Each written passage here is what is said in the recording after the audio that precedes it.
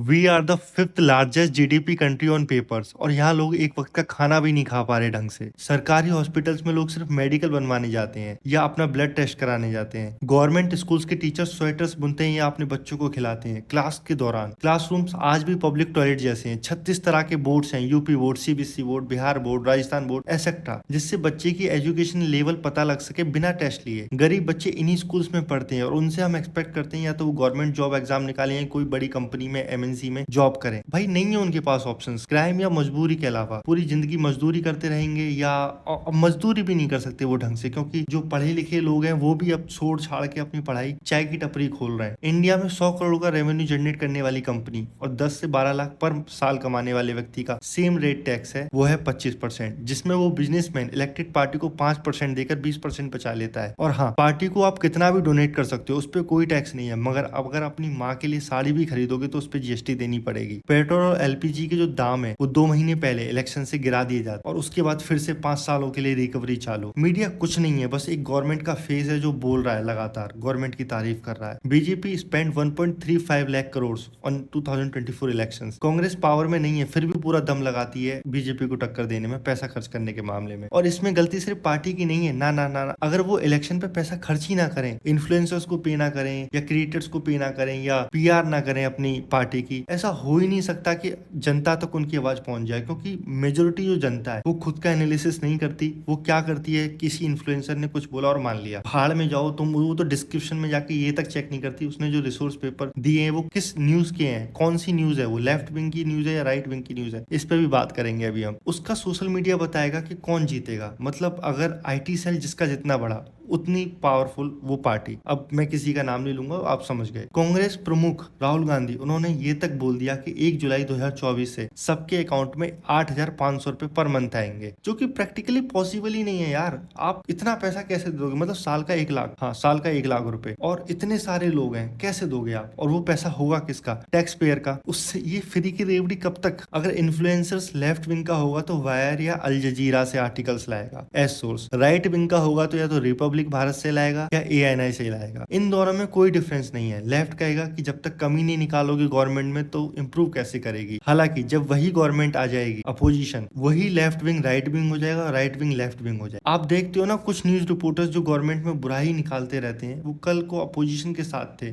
और आज भी अपोजिशन के साथ। इसलिए आप देखोगे 2014 से पहले जब बीजेपी अपोजिशन में थी तो उनकी पार्टी के काफी बड़े लीडर्स रवीश कुमार को और बरखा दत्त को डायरेक्ट इंटरव्यूज देते थे। 2014 के बाद ऐसा हुआ कि जब कांग्रेस सत्ता से गई तो अब वो कांग्रेस वाले रवीश कुमार या जो लेफ्ट विंग के जितने भी रिपोर्टर्स हैं उनको इंटरव्यू देने लगे, क्योंकि अब पावर में नहीं है। और सबसे ज्यादा यही इनके पास विक्टिम कार्ड रहता है कि हम तो 2014 से पहले भी बुराई कर रहे थे कांग्रेस की, 2014 के बाद, क्योंकि आप 2014 से पहले भी अपोजिशन में थे और 2014 के बाद भी आप अपोजिशन में हो। इतना बड़ा दारू का स्कैंडल हो गया दिल्ली में। केजरीवाल और उनकी पार्टी के बहुत बड़े लीडर्स आज तक जेल में हैं और एक भी लेफ्ट विंग वाले ने वीडियो नहीं बनाई। अगर वो गोदी मीडिया है तो आप भी लेफ्ट विंग मीडिया हो। और ये दोनों साइड्स के क्रिएटर्स मिलकर खूब पैसा कमा रहे हैं और खूब फॉलोअर्स और खूब फेम कमा रहे हैं। और जो इनकी ऑडियंस है वो ऐसी सोचकर खुश होती रहती है, अरे देखो की इंसल्ट कर दी, इतने बड़े लीडर्स की इंसल्ट कर दी, डायरेक्ट इससे पंगा उससे पंगा। मगर इसका सॉल्यूशन क्या है? मतलब पा क्या रहे हैं हम इन दी एंड? उसने कुछ बोला तुमने वो देख लिया, उसके बाद उसने कुछ बोला तुमने उसका कुछ देख लिया। ये एक तरीके का बीफ चल रहा है, आपस में बीफ कर रहे हैं। अब दोनों को ही देखोगे, ऐसा हो ही नहीं सकता कि आप एक साइड के बंदे को देख लो, क्योंकि फिर समझ नहीं आएगा कन्वर्सेशन ये चल कहाँ रही है। इस टाइप से बाहर आने का सिंपल सा तरीका है, watch neutral creator, B neutral, analyse करो कि आप जो अपोजिशन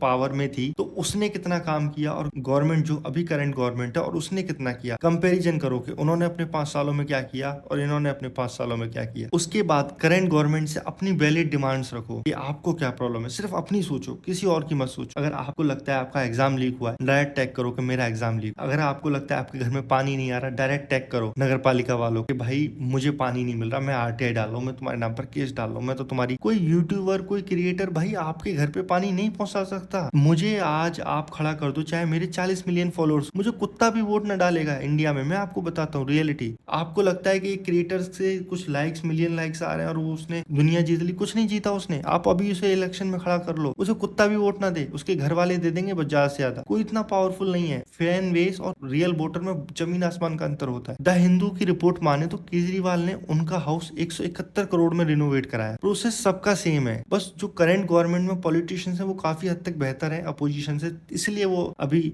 सरकार में। मगर उन्होंने भी इतनी ज्यादा बेवकूफी और हरकतें कर रखी हैं जिसकी कोई था नहीं है। मतलब इतना सारा पैसा इलेक्शन पे खर्च करो, अरे तुम नितिन गडकरी की तरह बनो। उन्होंने तो यार इतना बेहतरीन काम किया है। उन्होंने बोला मैं 5 रुपए खर्च नहीं करूंगा, 5 रुपए खर्च नहीं करूंगा, मैंने काम किया, मुझे पता है मेरी जनता मुझे जिता देगी। ना उन्होंने कोई प्रमोशन किया, ना उन्होंने कोई रैली करी इतनी बड़ी, बात खत्म। मतलब अपने लिए तो उन्होंने नहीं की, बाकी किसी के लिए की तो मुझे पता नहीं। इसी तो बोलते हैं कि पॉलिटिक्स का डेथ लूप। मतलब पॉलिटिशियंस मजबूर हैं कि उनको पैसे खर्च करने पड़ेंगे रैलीज पे, होर्डिंग्स पे और ये सारी चीजों पर। इन्फ्लुएंसर्स मजबूर है बोलने के लिए क्योंकि उसे पैसे चाहिए। ठीक है, जनता लाचार है क्योंकि उसको बस इतना मतलब है कि उसे सिक्योरिटी और डेवलपमेंट मिले, एम्प्लॉयमेंट मिले, चाहे पार्टी कोई भी हो उसे फर्क नहीं पड़ता, बस उसकी सिक्योरिटी, डेवलपमेंट और एम्प्लॉयमेंट पे काम करने वाली हो। लेकिन यहाँ हो क्या रहा है कि जितने भी पॉलिटिशियंस हैं वो पैसा कमाने में लगे पड़े हैं दबाकर। कोई अगर पॉलिटिशियन मेरी बात सुन रहा हो तो मैं उनसे पूछना चाहूंगा, मान लो अगर आपने 100 करोड़ कमा भी लिए या उससे ज्यादा भी कमा लिए, आप अपने बच्चों को क्या करोगे? लंदन भेजोगे अगर आपके पास बच्चे हैं तो। 100 करोड़ आपने कमा लिए और अपने बच्चों को आपने लंदन भेज भी दिया। अरे भाई सिंपल है, अपना काम करो, कोशिश करो, आपके पास अपॉर्चुनिटी आई है कि मैं कुछ बना दूं, मैं ऐसा कर दूं कि भाई देखें लोग, मुझे याद रखें सालों तक कि यार एक पॉलिटिशियन आया था। जैसे अभी हम अटल बिहारी वाजपेयी जी को याद रखते हैं कि यार ऐसे भी पीएम थे। तो ऐसे क्यों नहीं बनते आप? पता नहीं क्या कर रहे हो, मगर नेता हो आप क्यों मांगोगे पैसे? जनता से आप पैसे मांगोगे तो आप में वो राजा वाली फीलिंग नहीं आएगी, है ना? अरे राम जी जैसे राजा बनो, जरूरत पड़ने पर अगर अपना राज्य भी देना पड़े तो दे दो खुशी खुशी। और भाई इतने सारे टैक्सेस लगा रखे हैं, मेरा तो मन ऐसा होता है कि सच में यार देश छोड़ दूं। मतलब इतना भयंकर खून चूस रखा है इन टैक्सेस ने। एक तो कोई स्कीम नहीं है इनके पास बढ़िया सी, और टैक्सेस तो पूछो मत। Income tax, GST, property tax, stamp duty, vehicle tax, excise duty, education cess, electricity tax, water tax.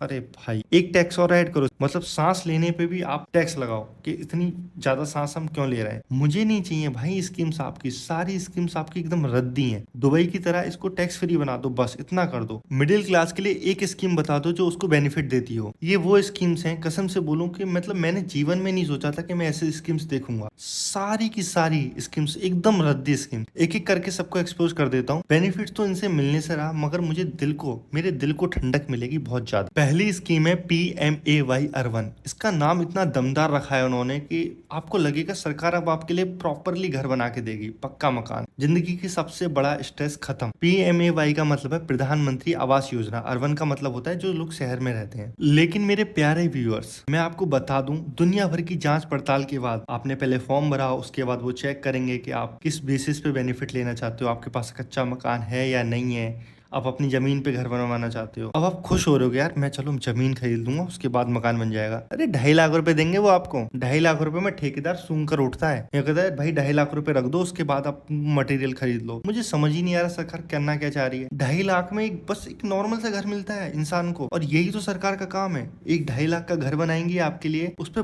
बहुत बड़े बोल्ड लेटर्स में लिखवाएगी कि कितना पैसा दिया सरकार ने, क्या स्कीम का नाम है, क्या आईडी है, घर की संख्या क्या है। अगर मैं एक सोसाइटी में रह रहा हूँ और मेरे घर पे इतनी सारी डिटेल लिखी हुई है तो सोसाइटी मुझे कैसे देखेगी? ये देखेगी कि इस पे अपना घर भी नहीं बनवाया गया, ये ऐसा रहा। ये क्या पागलपंती है? मतलब सोसाइटी में मुझे लोग कैसे देखेंगे? एक हीन भावना से देखेंगे, ठीक है, क्योंकि मेरे घर पे एक बोर्ड लगा हुआ है कि सरकार ने बना के दिया है ऐसे घर। दूसरी स्कीम है स्किल इंडिया, एक और रद्दी स्कीम। मतलब मैंने दिल से बता रहा हूँ, मैंने इतनी रिसर्च की इस पे, पता कर लूं कि भाई मेरे लिए कुछ मिल सकता है क्या, मगर इसमें कुछ नहीं है। स्कूल्स की तरह 4-5 बच्चे सिलेक्ट कर लेते हैं हर महीने और उसमें बता देते हैं इसको ये स्किल आती है, उसको ये स्किल आती है, हमने इसको ये अवार्ड दिया, इसकी ये ट्रेनिंग स्टार्ट हो गई। अरे भाई सिलेक्शन कैसे हो रहा है उनका? मतलब मुझे हिस्ट्री से बहुत प्यार है। हिस्ट्री के कंपटीशन कहाँ हो रहे हैं, कैसे पता करूं मैं कौन है, किस कहाँ पे अप्लाई करूं, कुछ पता ही नहीं। जो इनके मिनिस्टर हैं वो एक फोटो खिंचवाते हैं इन बच्चों के साथ और ठीक है जी इस मंथ का टारगेट पूरा। अरे चल क्या रहा है भाई। उसके बाद है तीसरा स्टार्टअप इंडिया। मान लो कि कल को आप एक डेटिंग ऐप बनाते हो, उसे बनाने में लाखों खर्चा आएगा, क्योंकि ऐसा तो है नहीं कि आप पहली बार में सब्सक्रिप्शन बेचने लगोगे। फ्री साइनअप्स होंगे और उतने साइनअप्स को हैंडल करने के लिए आपको एक बहुत अच्छा सर्वर चाहिए। और ये सब कुछ मैं इसलिए बता पा रहा हूँ क्योंकि मैं एक डेवलपर हूँ। मान लो 40-50 लाख रुपए का आपने खर्चा उठा भी लिया, उसके बाद वो आपका ऐप सक्सेसफुल हो गया, जब वो ऐप 100 करोड़ से कम का रेवेन्यू जनरेट करेगा आपके लिए, तब आपको टैक्सेस में कुछ छूट मिलेगी। ना तो आप लाख रुपए लगाने वाले अपने ऐप पर, ठीक है, ना आपको टैक्स मिलने वाला। तो हो गया ना फैसला, मजे लो यार, फ्री रहो, टेंशन किस चीज। अटल पेंशन योजना, इसमें आपको बुढ़े होने का वेट करना पड़ता है। सिंपल भाषा में बोलूँ तो आपको एक एज चार्ट दिया है, उसमें उस एज के अकॉर्डिंग आपको इतने पैसे डालने हैं और आपको कितनी सैलरी चाहिए या रिटायरमेंट सैलरी चाहिए 60 साल के बाद। मतलब अगर आप 315 डाल रहे हो हर महीने, 23 की आपकी एज है, तो 60 साल बाद आपको 5,000 रुपए मिलेंगे एज अ सैलरी, जब तक आप मरते नहीं हो। और अगर आपका अंत हो गया 62 साल की उम्र में या 63-64 जो भी है, तो जो बचा पैसा है कॉर्पस से आपका, वो आपकी फैमिली को दे दिया जाएगा। अब आप खुद सोचो कि ये क्या बेवकूफपंती है कि मुझे 60 साल का बुढ़ा होना पड़ेगा उस सैलरी के लिए। अब आप कहोगे अरे यार 315 रुपए तो दे रहे हो, वो तो बुढ़ापे के लिए ठीक है। अरे तो डायरेक्ट खुद इन्वेस्ट कर लो गवर्नमेंट बॉन्ड्स और शेयर्स में पैसे लगाएंगे। आप खुद अपना म्यूचुअल फंड में SIP स्टार्ट कर लो। ये 8-9% दे रहे हैं आपको, 15-16% मिल जाएगा। 15-16 भी छोड़ो, 12-13 तो मिल ही जाएगा। क्यों, मतलब क्यों है ये स्कीम। उसके बाद फिर PMVVY, एक और पेंशन योजना, और उसमें भी कोई डिफरेंस नहीं है। अब आती है सबसे इंपोर्टेंट स्कीम, वो है आयुष्मान भारत। ये मेरी फेवरेट है ऑनेस्टली, मैं आपको बता रहा हूँ, क्योंकि इसमें सच में बेनिफिट मिलता है। लेकिन आयुष्मान कार्ड बनवाने में जो आपका तेल निकलता है भाई साहब, वो मतलब भूल जाओ आप।